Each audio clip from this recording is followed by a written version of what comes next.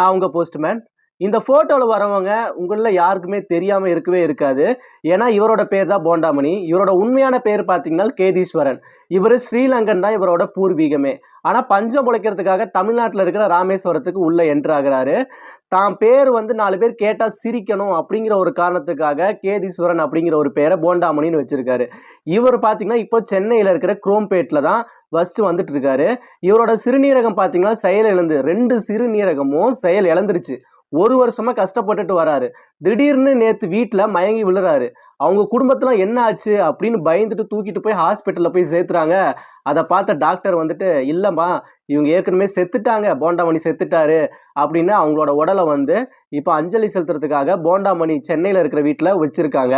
இத கேட்ட நம்ம தேமுதிக தலைவர் விஜயகாந்த் சார் என்ன சொல்றாருன்னா, "போண்டாமணி என் மேல நல்ல பாசம், அன்பு, மரியாதை எக்கச்சக்கமா வச்சிருக்கிற ஆளு.